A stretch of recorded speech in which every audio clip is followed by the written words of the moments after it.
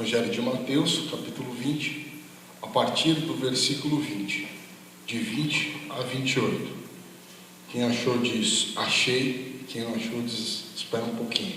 Espera um pouquinho.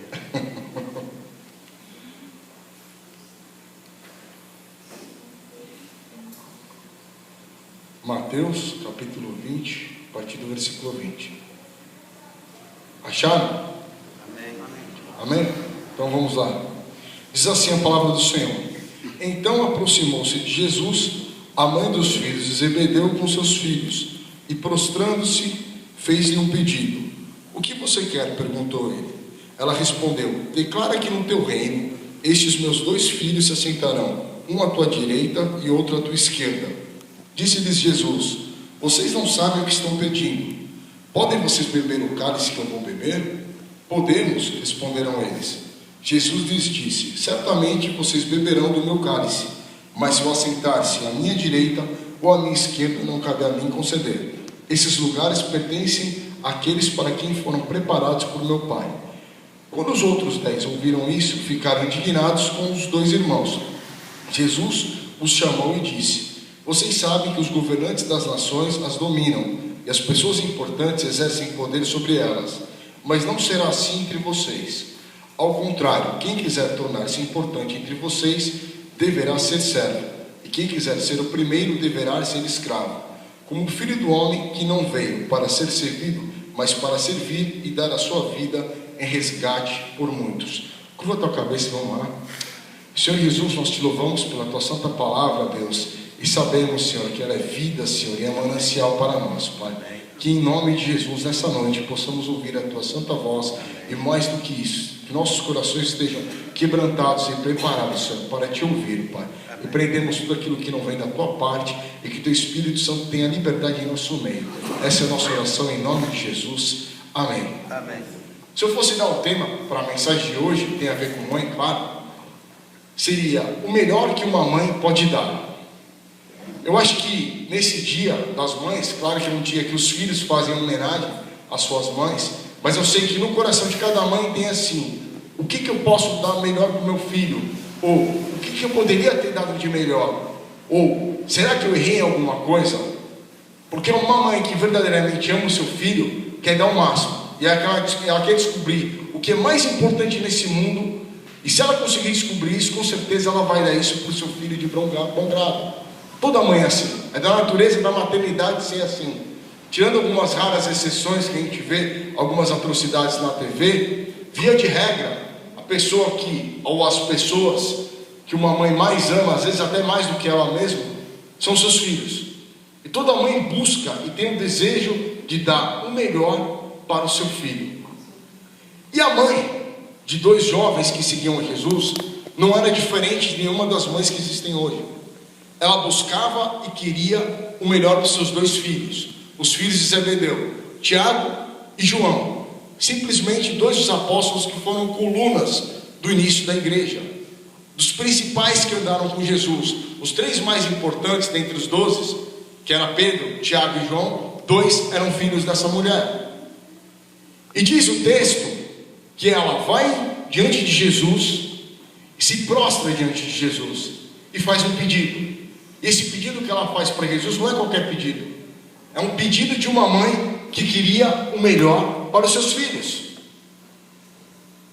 Esse texto ele tem um paralelo em Marcos, no capítulo 10, a partir do versículo 35. Tem uma pequena diferença das versões, porque em Marcos vai direto em cima dos apóstolos, e em Mateus cita a mãe dos dois apóstolos pedindo. Se você cruzar o texto de Mateus 27, versículo 56, que vai falar depois dessa mulher com o de Marcos, essa mulher tem um nome. O nome dessa mulher é Salomé. E Mateus diz assim, no 27, versículo 56, entre elas estavam Maria Madalena, Maria mãe de Tiago e de José, e as mães do filho de Zebedeu, dos filhos de Zebedeu. E Marcos vai falar a mesma coisa, mas assim, entre elas estavam Maria Madalena, Salomé e Maria, mãe de Tiago, o mais jovem, e de José. Ou seja, as mães do filho de Zebedeu, em Marcos é chamado de Salomé. Salomé, a palavra também quer dizer sulamita, ou que tem a ver com paz, ou a mais bonita. Isso é só por curiosidade, não é tanto o foco da mensagem. O que é importante a gente ter na visão desse texto é uma das características dessa mulher. Às vezes a gente pega muito assim, nossa, que coisa horrorosa que ela pediu para Jesus, porque Jesus meio que critica a postura deles. Mas olha só, algumas características importantes dessa mulher. Primeiro ponto, ela era uma discípula de Jesus. Ela não era uma mulher qualquer, era alguém que seguia Jesus de todo o coração. Segundo ponto, ela servia no ministério de Jesus. Ela estava presente em todos os momentos do ministério de Jesus. Era uma mulher de Deus. E terceiro ponto, a sua maior preocupação com seus filhos, e ela sabia disso, não era o que ela podia dar de herança, não era o que o marido dela podia dar para os seus filhos, não era educação, ainda que a educação seja uma coisa importante. A coisa mais importante que essa mulher podia dar para os seus filhos, ela tinha plena convicção disso, era sabedoria e decência na vida espiritual. A maior preocupação dessa mãe não era com o bem-estar dos seus filhos, no sentido se eles tinham um lugar para dormir, se eles tinham conforto, se eles estavam bem quistos na sociedade. A maior preocupação dessa mãe era saber se os seus filhos tinham plena comunhão com Deus, porque ela sabia e ela queria o melhor para os seus filhos. Quantas mães hoje não conseguem enxergar que o melhor para os seus filhos não é ter um bom emprego, não é ter o melhor carro, não é às vezes ter o melhor casamento, mas a melhor coisa que uma mãe pode dar para os seus filhos é o conhecimento dos caminhos do Senhor. E essa mãe sabia disso. Tanto sabia que são poucos os momentos que a gente vê alguma citação de mulheres no Novo Testamento falando com Jesus assim diretamente acerca de alguma coisa doutrinária. Ela se prostra diante de Jesus e clama, intercede pelos seus dois filhos. Quantas vezes as mães não passam madrugadas orando por filhos nas drogas, por filhos em dificuldade? Às vezes um filho que sai, às vezes numa balada, numa noite, a mãe fica preocupada com a violência, com alguma coisa que possa acontecer. Essa mulher não era diferente. Essa mulher, ela tinha zelo para com a vida dos filhos dela. E o principal zelo que ela tinha era a respeito da vida espiritual dos dois. Eu não tenho a menor dúvida que Tiago e João foram profundamente impactados pelo caráter dessa mulher, pelo caráter dessa homem. Não era à toa que eles eram discípulos de Jesus. Não era à toa que eles tinham uma grande preocupação acerca do reino, com as coisas de Deus. Isso vem de casa, isso vem de berço. Isso é característica dessa mulher. Porque quando eles estavam andando com Jesus, a mãe não os abandonou. A mãe estava junto, servindo, do lado, caminhando aos pés de Jesus e dando suporte para Jesus e para os seus dois filhos. Nesse grande ministério, nessa grande batalha que os apóstolos e os discípulos estavam enfrentando naquele momento. O ministério terreno de Jesus não foi um ministério simples. Foi um ministério extremamente complicado, cheio de oposição. Eles eram perseguidos pelos fariseus, criticados pelos saduceus. O povo tinha grande estima por conta dos milagres, mas existia meio que uma bomba explodindo, porque naquela região era dominada por Roma. Então sempre existia uma iminência de alguma coisa, de eclodir alguma revolta. E aquela mulher estava ali do lado dos seus filhos, aos pés de Jesus. No versículo 20, como eu disse, ela se prostra aos pés de Jesus. Jesus diz assim para ela: o que você quer? Fala para mim o que você quer. Geralmente quando a gente vai aos pés de Jesus, ou vai à presença de Deus, a gente quer pedir alguma coisa para a gente. Ó, você tem um pedido, igual aquela história do gênio, faça o pedido agora. Aquela mulher foi diferente da maioria de nós. Ela foi mãe. Ela fez um pedido não para ela, mas para os seus dois filhos. Ela disse assim: mestre, quando você entrar no teu reino, declara, promete aqui agora, faz esse vínculo agora, que os meus filhos, ela não fez separação de filho, mas um vai sentar à tua direita e o outro à tua esquerda. Meu querido, se você soubesse o significado disso, foi uma coisa tremenda que aquela mulher pediu. Tremenda no sentido literal, não no sentido pentecostal, no sentido bíblico da coisa. Algo muito grandioso. O significado de sentar à direita ou à esquerda de Jesus tinha um duplo significado. O primeiro era o jurídico. O povo antigo tinha um costume que era o seguinte: quando alguém era perseguido por cometer algum crime fora da cidade, ou por algum vingador que vinha atrás dele, para ele conseguir se livrar disso, ou provar sua inocência, ele corria até a porta da cidade. Se ele chegasse na porta da cidade, ele estava sob a custódia da cidade. Aquela pessoa que exercer a justiça ou a vingança não poderia matá-lo, não poderia executá-lo. Ele era levado a um tribunal. Esse tribunal tinha um juiz que julgava aquela causa e ouvia. À sua direita assentava-se o advogado, à sua esquerda assentava-se o que chamavam de acusador. E aquelas pessoas, tanto quem sentava à direita ou à esquerda, elas tinham um ministério de exercer justiça junto com o juiz. E se o juiz entendesse que aquela pessoa estava correta, que o crime não era devido, ninguém poderia executá-lo, mas no contrário, ele era enforcado ou condenado. Esse é um dos sentidos. Então o que aquela mulher estava pedindo no primeiro sentido é que seus filhos julgassem o mundo e a geração que viria depois no reino junto com Jesus. Não é pouca coisa o que ela estava pedindo. Ela estava pedindo que seus filhos fossem participantes do juízo final, do juízo de Deus. Pouca coisa que ela pediu? Não é pouca coisa, é muita coisa. Um segundo sentido, que eu acho ainda maior do que esse primeiro, é o sentido de reinado.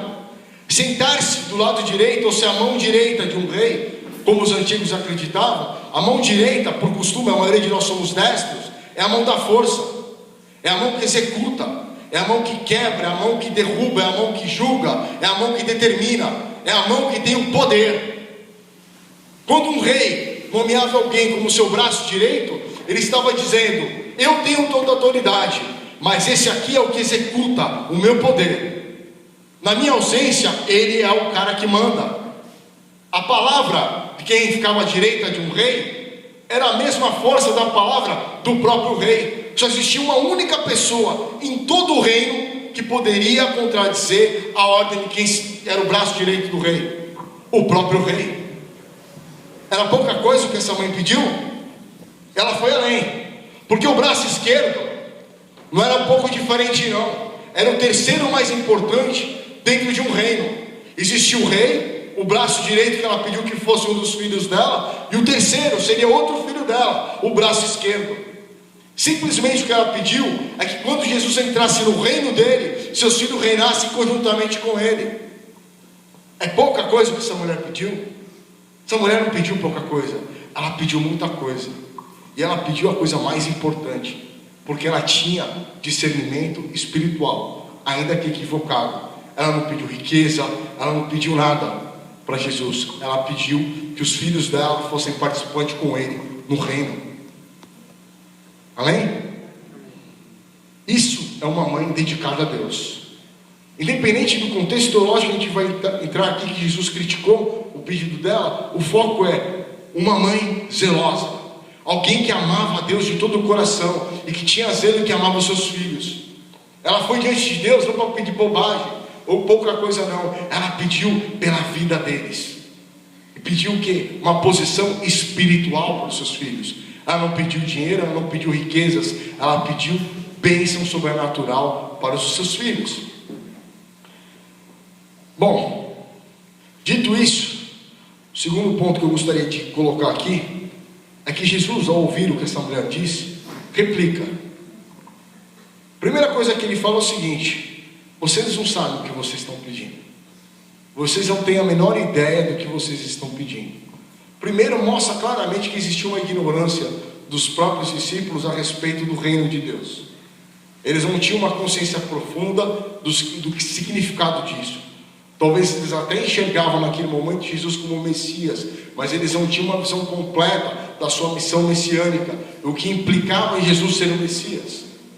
Jesus fala: vocês não sabem o que vocês estão pedindo. Além de Jesus falar isso, Jesus ele questiona eles. Ele ouve aquela mulher, ele ouve a oração daquela mulher, aquela intercessão. Ele diz assim: vocês podem beber do meu cálice?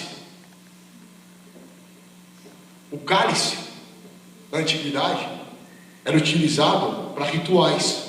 O principal ritual que você utilizava no cálice, independente do ritual espiritual, e a gente tem hoje o cálice muito em voga por conta da ceia, mas o principal ritual de um cálice na antiguidade era sobre a coroação de um rei. Coroação de um rei. Quando um rei era entronizado, além de colocar sua coroa, via de regra, ele bebia no cálice. Existia um grande banquete, o banquete real, o primeiro banquete real.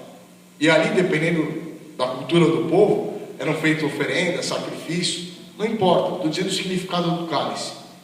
E ali você comia do manjar do rei, beber junto com o rei. Então quem podia tomar do cálice do rei, senão o próprio rei? E ele pergunta: vocês podem tomar do meu cálice? Vocês querem beber do meu cálice? E quando a gente pensa o que Jesus falou, é claro que ele não estava falando nesse sentido antigo, não. Ele estava falando sobre a sua missão. Como é que Jesus terminou o ministério dele terreno? Aonde? Na cruz. Vocês podem derramar o sangue de vocês por amor do outro, do próximo? Vocês podem derramar o sangue de vocês por amor da humanidade? Era isso que Jesus estava falando, perguntando para eles, porque era isso que ele ia fazer. O cálice representava o próprio sangue de Cristo. E eles falam: podemos. Jesus fala: realmente, vocês vão participar do cálice comigo, como nós participamos. Não no sentido que o nosso sangue tem algum poder em relação a perdoar pecados, mas no sentido de que uma vez que nós somos salvos por Cristo, nós temos a obrigação de entregar a nossa vida pela causa do reino. Amém? Amém? Aquela mulher, então, ela tinha uma visão, e ela pediu coisa profunda para os seus filhos. O que eu vejo hoje são mães que não sabem pedir a boa parte para Deus, acabam orando por diversas coisas, e o principal acaba esquecendo. Salomé não. Salomé pediu algo profundo. Jesus critica porque aquele pedido dela em relação a sentar-se à direita ou à esquerda era absurdo. E ele conclui: a mim não cabe decidir isso, mas ao Pai é quem vai decidir quem vai sentar à minha direita ou à minha esquerda. O fato é que Jesus hoje é a destra do Pai. Esse é o fato. O fato é que ele detém todo o poder. Agora, quem vai sentar à sua direita ou à sua esquerda, só o Pai o sabe. Outro ponto importante que a gente vê dentro do pedido dessa mãe é que visões erradas nos levam a pedidos errados. A intenção daquela mãe era absolutamente correta. O desejo dela de buscar o melhor para os seus filhos, o melhor na visão dela, era uma vida espiritual, consagrada, santa e justa na presença de Deus, era correto. Porém, o objeto do pedido dela era errado, porque as convicções teológicas daquela mulher estavam totalmente equivocadas, assim como dos discípulos. A visão dos discípulos que eles tinham é uma visão de um Messias e a visão de uma religião de poder. E quando eu falo poder, aqui eu não estou falando de manifestação do Espírito Santo, que atua no meio do povo de Deus para curar, para libertar, para convencer o homem do pecado, da justiça e do juízo. Poder no sentido de poder político. O que eles esperavam é que Jesus não fosse o filho do homem ou o Messias no sentido bíblico da coisa, mas uma visão ultrapassada judaica, farisaica, de apenas mais um Davi, ou o herdeiro do trono de Davi, alguém que ia restabelecer o reino de Israel, e o reino de Israel passaria a ser o próximo império. Eles tinham vivido no império assírio, o império babilônico, o império persa, o império macedônio, veio o império romano. Então agora o último de todos os grandes impérios, o maior de todos, aonde Deus habitaria nesse império, seria o império de Israel, através do reino de Israel. E o Messias, um descendente da casa de Davi, ia governar o mundo com braços de ferro, ia subjugar todas as nações aos seus auspícios, e não ia ser muito diferente dos outros povos. A diferença é que, ao invés de ser um povo escravizado, o povo de Israel seria um povo que estaria no comando. Era uma visão de um Messias que vem em glória, de um Messias que vem com poder e com riquezas, de um Messias que não sofre, mas de um Messias que pune, de um Messias que não se entrega, mas de um Messias que julga, de um Messias que não veio servir, mas que está aqui para ser servido. Era essa a visão que eles tinham, essa visão que os judeus hoje têm, e essa visão que o mundo tem acerca do poder. As pessoas não buscam poder para ajudar as outras. As pessoas não entram em política para ajudar as outras, ainda que no primeiro momento elas possam dizer que não seja. As pessoas entram em poder porque o poder traz glória, porque o poder traz honra, porque o poder é uma das maiores armas da idolatria do ego, do eu. Quem tem poder consegue impor as suas decisões, mesmo com resistência. Se eu tenho poder, eu digo que vai ser assim, ainda que todo mundo diga o contrário, vai ser assim. O governador do Paraná disse que os professores tinham que voltar. Eles falaram, nós não vamos voltar. Ele desce o rei dos professores, e vai ser assim. E ele o fez. Por que ele o fez? Porque ele tem poder. A Dilma faz o que faz, e todo mundo critica ou não, seja bom ou ruim, ela faz o que faz por quê? Porque ela tem poder. O presidente dos Estados Unidos fala, e uma nação em outro lugar treme, por quê? Porque ele tem poder. Pessoas, líderes de igreja, chegam em congressos, conversam com autoridades, e as autoridades respeitam. Por quê? Porque eles têm poder. Poder de influência, poder sobre um povo, poder sobre um grupo. E é isso que o homem busca: poder, poder e poder. Absolutamente equivocado, totalmente contrário à vontade de Deus. Uma visão profana, uma visão impregnada pelas coisas mundanas. Não era diferente ao tempo antigo como é hoje. Hoje nós temos vivido um evangelho impregnado por conceitos mundanos. Eu quero o Espírito Santo não para abençoar, porque eu quero ter poder, porque eu quero ter a glória, não para Deus, para mim. Está invertido. Toda honra e glória e poder para mim e não para Deus. As coisas estão ao contrário. O mundo está vivendo como imagem, como espelho do real. Está de cabeça para baixo, como era no tempo do ministério terreno de Jesus. Quando nós temos uma visão equivocada, teológica, nós fazemos orações e pedimos coisas erradas, absurdas. Por isso que nós vivemos na miséria. Se não numa miséria física, financeira, numa miséria emocional, uma miséria financeira, espiritual, em todas as áreas. O cara mora numa cobertura, mas a família dele é destruída, porque ele é ávido por poder, e ele não poupa nada, ninguém da sua casa, enquanto ele não chega no topo, porque a gente busca poder.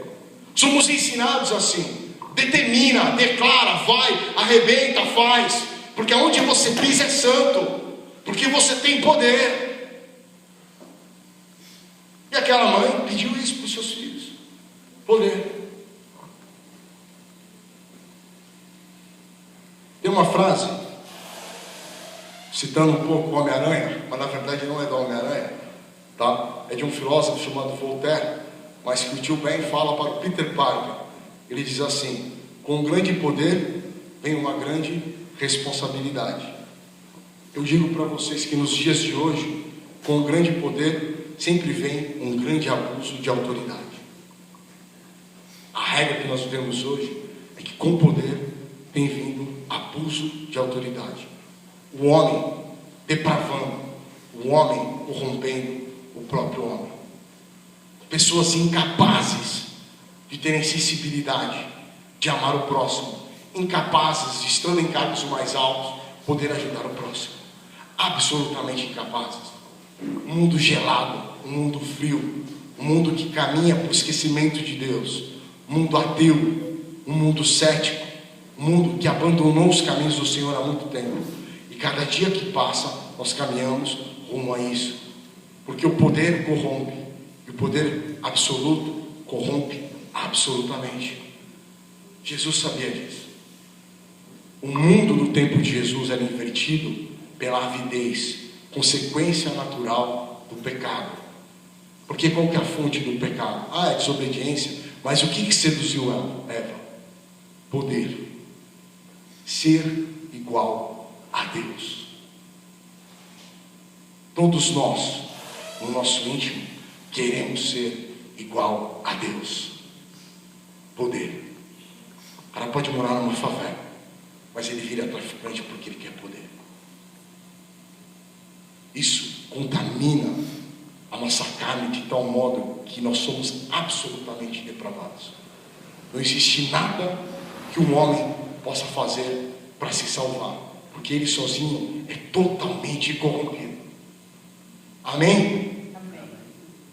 Amém? É bíblico? Amém? E Jesus fala muito isso. Eles não sabiam o que eles estavam pedindo. Eles sequer conseguiam entender. E aí, Jesus, ele mostra o seguinte, que as pessoas enxergavam o seu ministério e o poder que vem do alto como um bônus. Quando na verdade, quando nós aceitamos a Jesus, não é um bônus que nós recebemos, é um ônus. Salvação hoje é pregado como um privilégio. Salvação é encargo. Salva, maluco, Juliano? Lógico que é um privilégio, é graça de Deus, é graça. Mas Jesus não salvou para você ficar sentado no mundo contemplativo. Jesus salvou para você atuar no reino. Amém. Quem não atua no reino, pode até dizer que é salvo, mas salvo não é. Pelos frutos os conhecereis. Salvação não é privilégio, é encargo. Apóstolo Paulo começa todas as cartas dele falando: escolhido por Deus, tenho esse encargo, esse ônus, esse dever, essa obrigação de pregar aos gentios. Ai de mim se não fizer aquilo que me foi colocado. Não é? E nós vivemos hoje num mundo de fantasia, um mundo mágico de Oz. Mundo mágico de Oz evangélico, onde tem um homem de lata, né? O leão covarde, a estrada de ouro, e nós somos a Dorothy. E esquecemos que nós não fomos chamados para termos igrejite e ficar sentadinho no lugar. Nós somos chamados para sermos sal da terra e luz do mundo. Isso Jesus não está te colocando uma opção, é uma imposição. Ainda que leve, porque o fardo dele é suave e leve, mas o fato é que a salvação gera santidade. A salvação gera frutos. A salvação gera manifestação no reino de Deus, no meio do povo dele. Amém? Não é bônus, é ônus. Da mesma forma, o poder que vem do alto também não é um bônus, é um ônus. Deus delega poder para que você, através de modo delegado, faça obra não tua, mas dele. Amém? No nome dele, demônios serão expulsos. No nome dele, nós pegaremos serpentes e nada acontecerá. No nome dele tomaremos veneno e nada acontecerá. No nome dele nós curaremos pessoas. No nome dele, porque toda honra, glória e poder pertencem a ele. Amém? É dele. E nós estamos aqui unicamente para manifestar a glória dele. Quando nós somos divinizados, quando fala lá em Pedro, temos a teoses, a ideia de sermos participantes da sua divindade, é no sentido que ele derrama da sua graça, ele derrama do seu espírito, e através de nós, ele atua em nós. E nós somos instrumentos, ferramentas na mão de Deus para manifestar a glória dele. Era por isso que quando Pedro andava, depois de ter tido um impacto profundo com Jesus, a sombra dele curava. Era por isso que Paulo, as pessoas pegavam esse, os demônios eram expulsos. A nossa sombra cura quem hoje? Os nossos ministérios libertam quem hoje? O que tem é aquela papagaiada de exorcismo na televisão, numa versão midiática da coisa, espetaculístico o diabo. Mas de fato, libertação de cativos, transformação de realidade, de pessoas que estão na enfermidade, nas drogas, pessoas que estão cativas, às vezes nos grandes palácios, isso nós não temos visto, porque isso só o verdadeiro poder de Deus o faz. E é isso a essência do Evangelho. É essa a verdadeira manifestação do reino. É isso que Deus espera de nós em relação ao poder dele. Jesus, ele é muito severo quando ele diz assim, que a característica principal do reino dele é que aquele que tem poder não é servido, mas serve. A lógica do reino é o contrário da lógica do mundo. Quanto mais você tem, mais será exigido de você. Quanto mais você tem que fazer. Quanto mais Deus te der, mais você tem que dar. Porque aquele que muito foi dado, vai tirar daquele que pouco tem, para dar àquele que tem muito.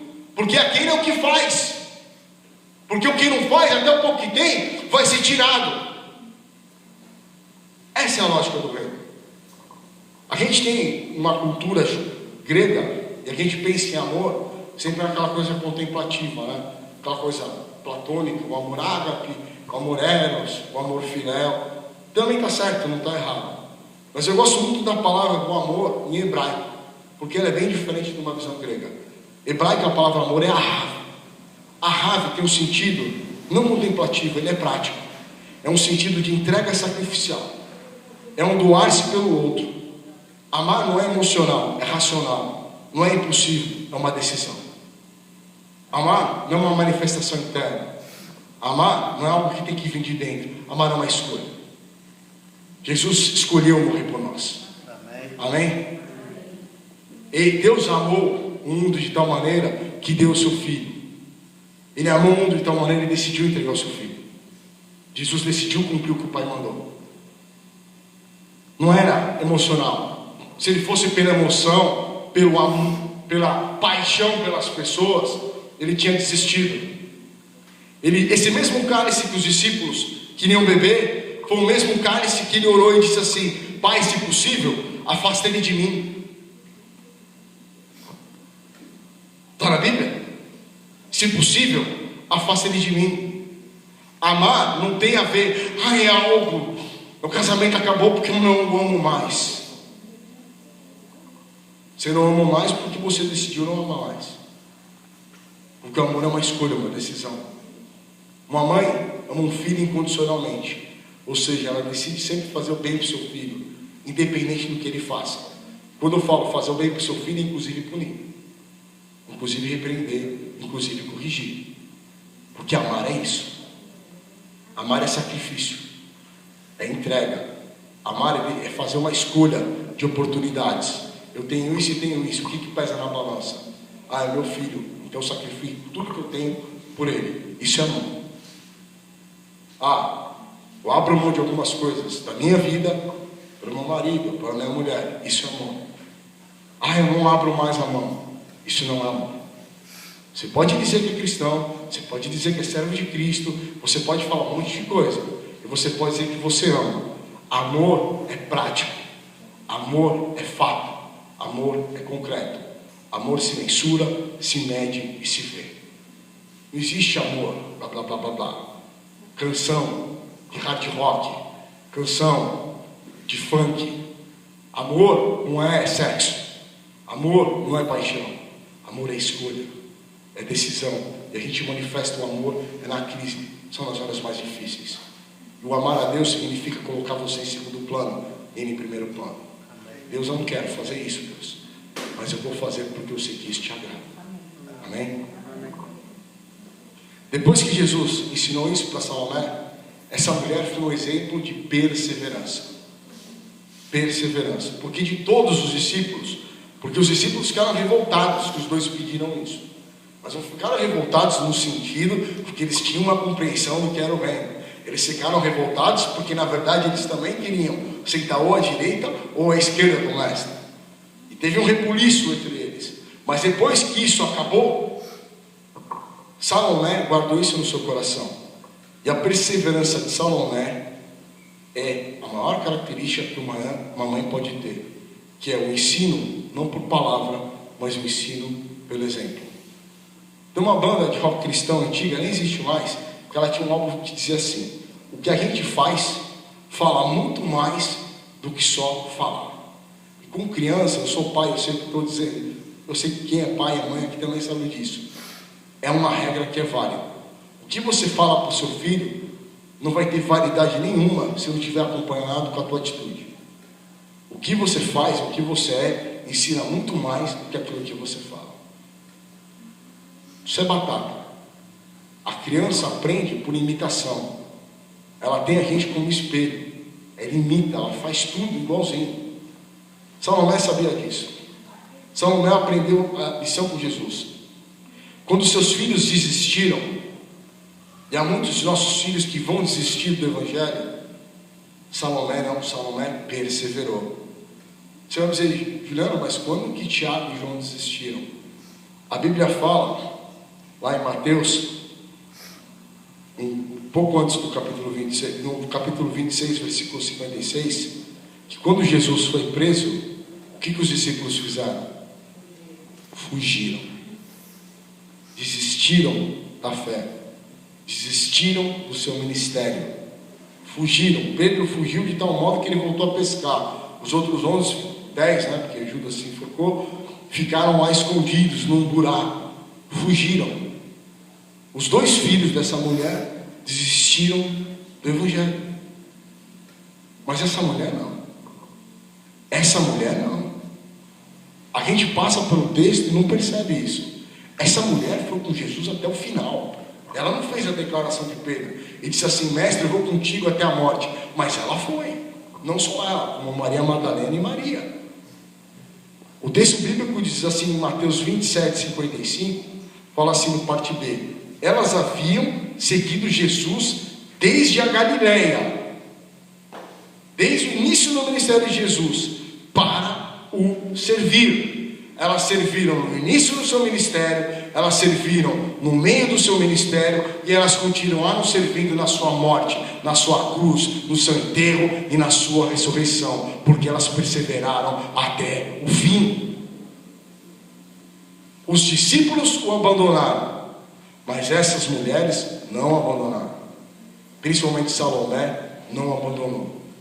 E esse exemplo de perseverança com certeza teve impacto profundo sobre seus 2 filhos. Seu filho não está na igreja, seu filho não acredita em Jesus, saiba disso, mãe. Mais do que orar, seja você uma serva fiel. O teu exemplo vai marcar profundamente os seus filhos. Filho tem 2 pessoas que são o alvo da vida deles em termos de o que ele vai ser quando crescer. Eu sou um adulto e ainda até hoje eu vejo marcas profundas do meu pai e da minha mãe na minha vida. Toda vez que eu tenho um problema, vem à minha mente como meu pai resolveria, como minha mãe resolveria. Se meu pai e minha mãe resolviam as coisas de modo errado, e eu não me fiar pela palavra de Deus, eu vou resolver a minha vida de modo errado. Não é à toa que crianças abusadas na infância, com tapa, violência, tendem a ser adultos violentos, assassinos, cruéis. Isso marca toda uma geração, marca uma vida inteira. Essa mulher, Salomé, ela serviu até o final. Em Marcos 16:1 relata que ela estava entre as mulheres que foram ao sepulcro e encontraram vazio e viram um anjo. Ela tanto aprendeu a lição de Jesus que quando os próprios apóstolos duvidaram da sua ressurreição, ela criou até o final. Ninguém vai num túmulo selado e lacrado se não acreditar que Jesus já se ressurreto. Você me desculpa, amigo. Porque mataram Jesus, levaram para um túmulo, colocaram guardas na porta, realmente para deixar ali lacrado. Lacrado. Salomé não. Salomé ouviu o que o mestre disse. Que o mestre havia falado que era necessário que ele perecesse e ao 3º dia ressuscitasse. No 3º dia, ela estava lá, na porta. E ela teve o privilégio de conversar com o anjo, dizendo: por que vocês estão procurando ele entre os mortos? Mas Jesus está entre os vivos. Ele ressuscitou. Amém. Os discípulos não criam na ressurreição de Jesus, mas essa mulher perseverou até o final. A reflexão é: mãe, persevere até o final do Evangelho, porque ainda que seu filho se desvie por um pouco do caminho, no final ele vai voltar para ele. O melhor que uma mãe pode dar aos seus filhos foi o que Salomé deu: a fé, o exemplo e a devoção. Para terminar a mensagem, eu não tenho dúvida que foi a devoção, a dedicação de Deus, dedicação a Deus, da sua mãe, Salomé, que consolidou e ajudou a moldar o caráter de Tiago e de João. Aqui a gente não está falando de 2 pessoas que não tiveram significado ou sentido na história de Deus nesse mundo. Estou falando da humanidade, transcende.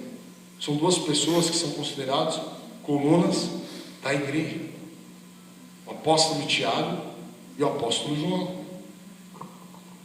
O que de melhor você pode dar para o seu filho, mãe? Ensinar a viver no caminho do Senhor. E o que de melhor, filho, você pode dar para sua mãe? Seja um servo de Cristo. Porque eu tenho certeza, se você como filho servir ao Senhor de todo o teu coração, com certeza a tua mãe vai ser muito feliz e abençoada, porque ela sabe que aquilo que ela não puder cuidar, Deus cuida. Amém? Amém. Deus abençoe a sua palavra.